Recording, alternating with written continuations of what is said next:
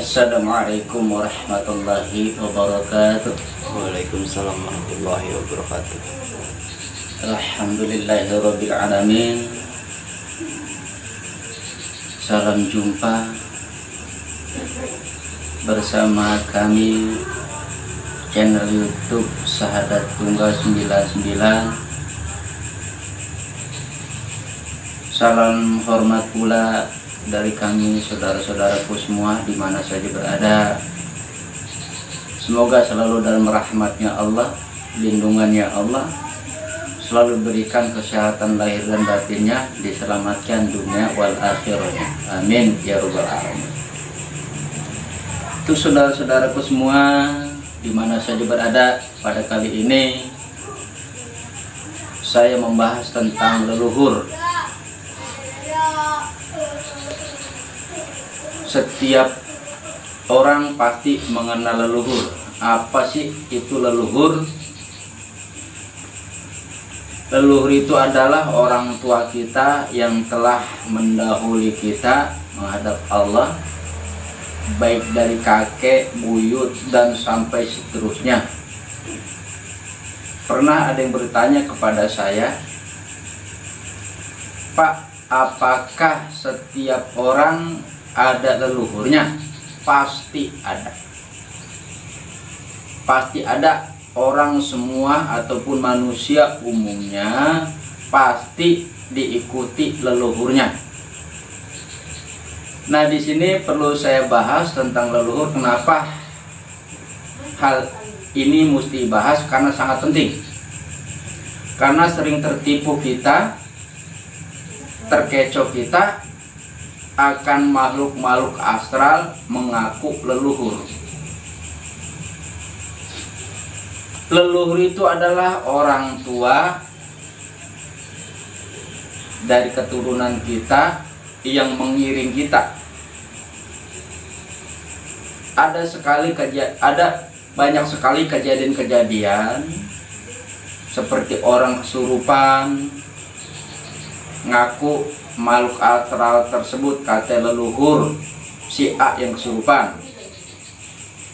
Lalu leluhur tersebut kesurupannya minta kopi lah, minta teh lah, minta susu lah, dan lain-lainnya. Nah, di sini kita jangan gampang percaya. Logikanya, leluhur kan orang tua, tidak mungkin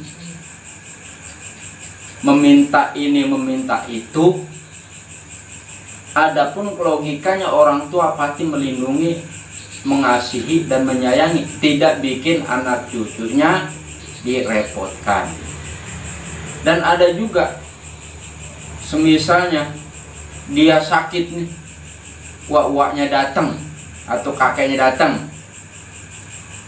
pengen minta ini minta itu bukan. Itu makhluk astral yang mengaku-aku leluhur. Logikanya seperti saya bilang tadi, namanya orang tua tidak akan membuat anak cucunya susah, apalagi sakit. Justru kadang orang tua anaknya sakit ya pusing gak ketulung, lalu ngaku leluhur terus bikin anaknya sakit, meriang segala macam. Itu bukan leluhur. Mengecoh kita supaya kita melayani keinginan makhluk astral yang mengaku-aku leluhur kita. Pernah kejadian, saya punya anak buah, dia bilang, "Mang, saya ada leluhur ngikutin saya, tapi saya merasa beban, berat kayaknya ngikut saya terus." Akhirnya saya bilang, "Coba kamu rasakan bahwa leluhur itu ada di badan kamu, dan kamu ikuti rasa-rasanya itu supaya dia ngomong melalui raga kamu." Akhirnya benar, kemasukanlah di leluhurnya tersebut. Akhirnya ngomonglah sama saya ngucap salam, dia jawab salam. Nah, di sini saya tembus lagi, saya lihat, saya tanya, "Ini leluhurnya si anak ini?" "Iya." sudah lama ikut anak ini. Wah, sejak dia lahir katanya. Akhirnya saya nggak ketipu. Saya teropong lagi, saya tembus lagi, saya terawang lagi. Kok ini leluhur bikin sakit? Saya tanya, kenapa leluhur kok bikin anak cucu sakit, selalu gatal di badannya? Saya bilang ini bukan leluhur nih. Kalau leluhur tidak bikin anak cucunya sakit. Akhirnya saya nggak kalah trik sama tuh ngaku-ngaku leluhur. Saya bilang, kalau memang kamu leluhurnya si A, ayo ikut saya baca syahadat.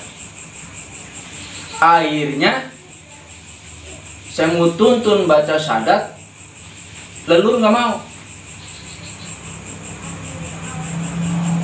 Kan logika, kalau namanya leluhur, namanya orang Islam pasti baca syahadat. Kalau ini nggak mau, akhirnya anak itu pingsan, jatuh, leluhurnya keluar, tujinya makhluknya saya tarik, nggak tahu siapa itu, bukannya leluhur, nggak tahu iblis. Iblis merah ngaku-ngaku leluhur. Nah, dari situlah pelajaran-pelajaran yang saya dapati. Sekali lagi, tidak ada yang namanya leluhur menyusahkan, membikin repot, apalagi membikin sakit. Bukan leluhur itu.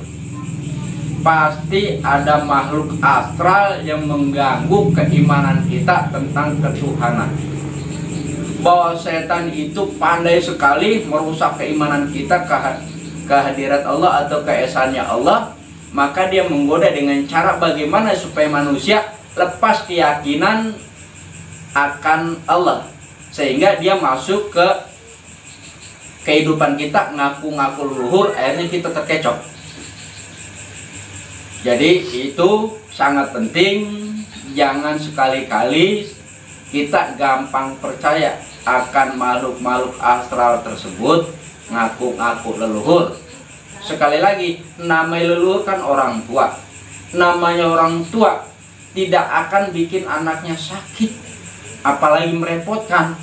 Beli ini, beli itu, segala macam, dia hadir kesurupan ke keluarga kita. Itu jangan gampang percaya, itu adalah makhluk astral yang ngaku-ngaku leluhur kita. Makanya pegang tangannya, kita transfer dengan baca syahadat. Kalau memang dia leluhur kita, pasti ikut baca syahadat. Kalau dia bukan leluhur kita, pasti dia pergi. Ya, sekali lagi, tidak ada namanya leluhur mengganggu anak cucu kita ataupun keluarga kita. Jadi kenapa saya bahas tentang leluhur? Agar semua saudara-saudaraku yang katanya diikuti leluhur, ngaku-ngaku keturunan kita, lalu dia bikin sakit, segala minta ini minta itu, jangan gampang percaya. Itu bukan leluhur kita, itu makhluk astral yang mengganggu keimanan, keyakinan kita tentang kuasanya Allah.